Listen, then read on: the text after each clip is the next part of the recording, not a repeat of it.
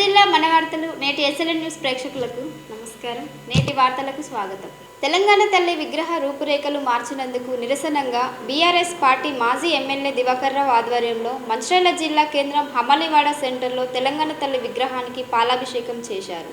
ఈ సందర్భంగా వారు మాట్లాడుతూ ముఖ్యమంత్రి రేవంత్ రెడ్డి కేసీఆర్ పై కక్ష సాధింపు చర్యల్లో భాగంగా తెలంగాణ తల్లి విగ్రహం రూపురేఖలు మార్చి సోమవారం తెలంగాణ సచివాలయం ముందు నూతన విగ్రహం ఏర్పాటు చేశారని మండిపడ్డారు. నూతనంగా ఏర్పాటు చేసిన తల్లి తెలంగాణ విగ్రహం కాంగ్రెస్ పార్టీ చేతి గుర్తును ప్రచారం చేయడానికే పనిచేస్తుందని విమర్శించారు. తెలంగాణ ఆత్మగౌరవం సంస్కృతిని కించపరుస్తూ విగ్రహం ఏర్పాటు చేయడం కాంగ్రెస్ ప్రభుత్వ పతనానికి నాంది పలుకుతుందని ఆయన అభిప్రాయపడ్డారు. ముఖ్యమంత్రి రేవంత్ రెడ్డిని తెలంగాణ సమాజం ఎప్పటికీ క్షమించదని అన్నారు. ఈ కార్యక్రమంలో టీఆర్ఎస్ పార్టీకి చెందిన నాయకులు కార్యకర్తలు పాల్గొన్నారు.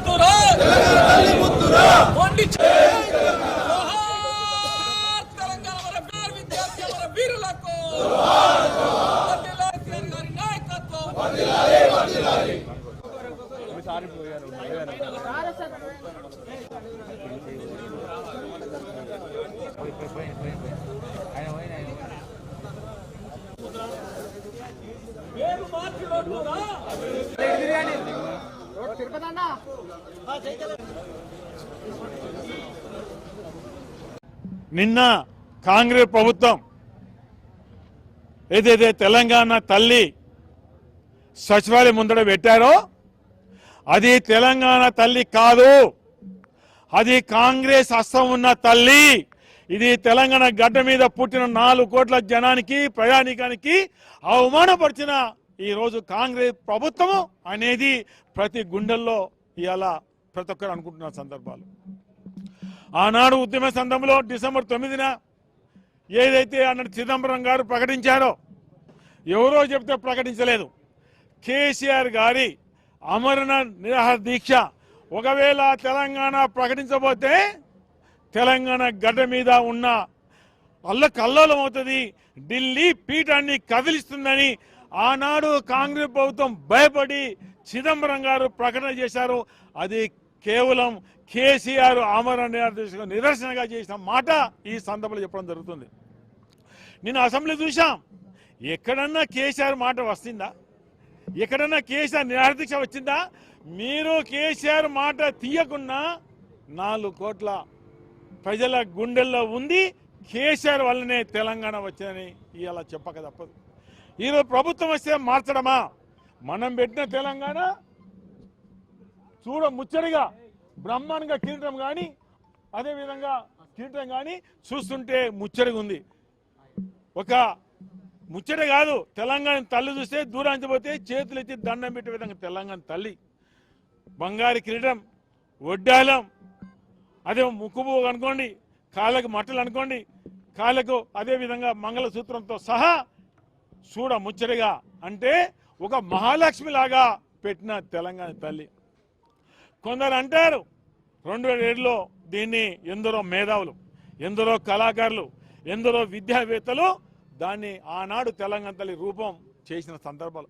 ఆ రూపమే తెలంగాణ వచ్చిన తర్వాత ఆనాడు తెలంగాణ తల్లికి పూలదండ వేసి తెలంగాణ అన్ని ప్రాంతాలు పూలదండలు వేసి మన తెలంగాణ తల్లిని మొక్కుకున్న సందర్భాలు. ఆనాడు తెలంగాణ తల్లిలో ఒక దిక్కు బ్రహ్మాండంగా మక్క కంకి పంట పండేది, మరో దిక్కు బతుకమ్మ. ఈరోజు ఏం చేసింది కాంగ్రెస్ ప్రభుత్వం? ఇవాళ కాంగ్రెస్ ప్రభుత్వం చేసింది ఏంటిది? ఒక దిక్కు మక్క కంకి, మరో దిక్కు హస్తం. మీరు అస్సం గుర్తు పెట్టినా ఇంకేది కట్టినా ఇలా ప్రజల హృదయాల్లో ఒక గాయని మచ్చలాగా ఈ అస్సము ఇలా ఎవరి అస్సం ఇది కాంగ్రెస్ పార్టీ అస్సం. జిల్లాలోని మధ్యాహ్న భోజన కార్మికులకు పెండింగ్ లో ఉన్న గౌరవ వేతనాలు ఎక్స్ బిల్లులు వెంటనే విడుదల చేయాలని డిమాండ్ చేస్తూ కలెక్టరేట్ ఎదుట ధర్నా నిర్వహించారు. ఈ సందర్భంగా నాయకులు మాట్లాడుతూ ఎన్నికల సందర్భంగా ఇచ్చిన హామీల్ని ప్రభుత్వం అమలు చేయాలన్నారు. కార్మికులకి గౌరవ వేతనం 18,000, విద్యార్థులకు ఇచ్చే మెనూ ఛార్జీలు నెలల తరబడి పెండింగ్ లో ఉన్నాయన్నారు. పెండింగ్ బిల్లులు వెంటనే విడుదల చేయాలని, గ్యాస్ సబ్సిడీ ఇవ్వాలని, ఎక్స్ కి అదనంగా బడ్జెట్ లో కేటాయించాలన్నారు. ప్రమాద బీమా సౌకర్యం కల్పించాలన్నారు. అనంతరం పలు డిమాండ్లతో కూడిన వినతి పత్రాన్ని అదనపు కలెక్టర్ కి అందించారు.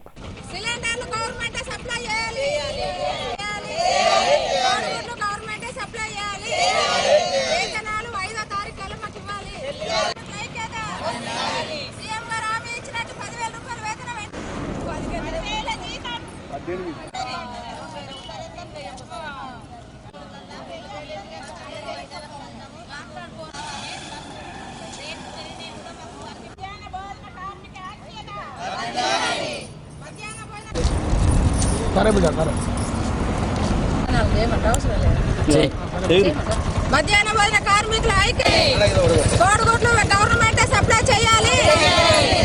భోజనం వంట చేసే కార్మికుల మేము గత 20 సంవత్సరాల నుండి మధ్యాహ్న భోజనం నిర్వహిస్తున్నాము.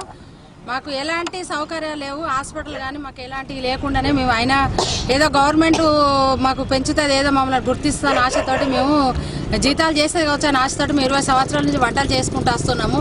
అయినా సరుకులకు రేట్లు పెరిగినాయి. ఎప్పుడో 3 సంవత్సరాల కింద ఇచ్చిన ఛార్జీలు మాత్రమే పిల్లలకి ఇప్పుడు ఇస్తున్నారు. పిల్లలకు ఛార్జీలు పెంచడం లేదు.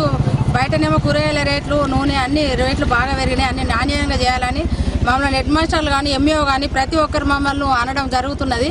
స్కూళ్ళల్లో ఏం జరిగినా కానీ ఏదో మధ్యాహ్న భోజనం వల్లనే జరిగిందని ఒకటి అది టాపిక్ కూడా వెళ్తున్నది. కాబట్టి మధ్యాహ్న భోజనం వాళ్ళకు సరి అయిన ఖర్చులు డబ్బులు వాళ్ళ నెలకు జీతాలు కానీ పెట్టే ఖర్చు మాకు అమౌంట్ ఇస్తే కోడిగుడ్ల బిల్లు కూడా మాకు ఇప్పుడు అదే కోడిగుడ్లు మళ్ళీ 7 రూపాయలు చేయడం జరిగింది. మాకు అదనంగా 2 రూపాయలు పడుతున్నాయి. ఇప్పుడు అట్లాంటిది ఒక విద్యార్థికి 2 రూపాయలు అంటే ఒక్కొక్క స్కూల్లో 200, 300 పిల్లలు ఉన్నారు. ఒక్క రోజు పిల్లలకు పెట్టడానికి అదనంగా మాకు 600, 400 రూపాయలు ఎక్స్ట్రా పడుతున్నాయి. కాబట్టి మాకు అక్కడి నుండి అటు భారం పడుతుంది. మాకు ఈ కోడిగుడ్లు కానీ సిలిండర్ కానీ గవర్నమెంట్ సప్లై చేసి మాకు పిల్లల మెను ఛార్జీ పెంచాలి, వంటలు మంచిగా చేయమని చెప్పడానికి ఇప్పుడు పిల్లలకు చాలా తక్కువ డబ్బులు ఇస్తున్నారు. మాకు అవి సరిపోవడం. బయట పోతే మనకు సింగిల్ టీ తాగాలంటే 10 రూపాయలు లేదు టీ తాగడం. అట్లాంటిది 5-6 రూపాయలకి ఇచ్చి పిల్లలకు అన్నం పెట్టమని అంటున్నారు. కాబట్టి మేము ఏదో కష్టపడి చేస్తున్నాం. మా ఇంట్లో ఏమున్నా లేకున్నా పిల్లలకు మాత్రం మేము పిల్లలకు వంట చేసి పెడుతున్నాం. కాబట్టి మాకు ఛార్జీ పెంచాలి. పిల్లలకు మాకు జీతాలు 18,000 రూపాయలు మాకు కార్మిక చట్టం ప్రకారం 18,000 జీతం ఇవ్వాలని మేము కోరుచున్నాము గవర్నమెంట్ని. కాంగ్రెస్ ప్రభుత్వం నిజమైన కళాకారులను గుర్తించి సాంస్కృతిక సారథిలో ఉద్యోగాలు పెంచి ఆదుకోవాలని తెలంగాణ కళాకారులు విజ్ఞప్తి చేశారు.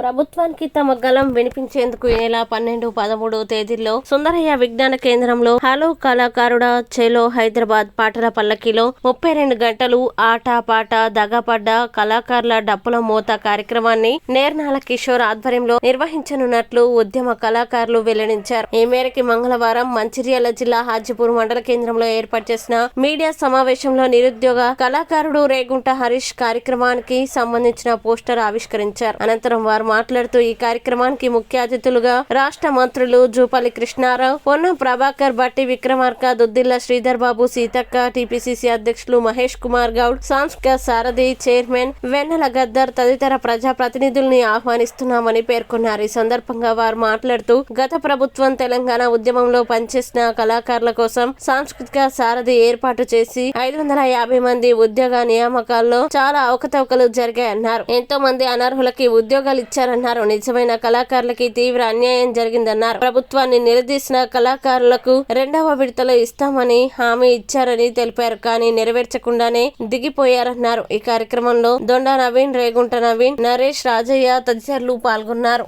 నేటి ఎస్ఎల్ఎన్ న్యూస్ ఇంతటితో సమాప్తం. తిరిగి ప్రసారమయ్యే ఎస్ఎల్ఎన్ న్యూస్ లో మళ్ళీ కలుద్దాం. అంతవరకు సెలవు.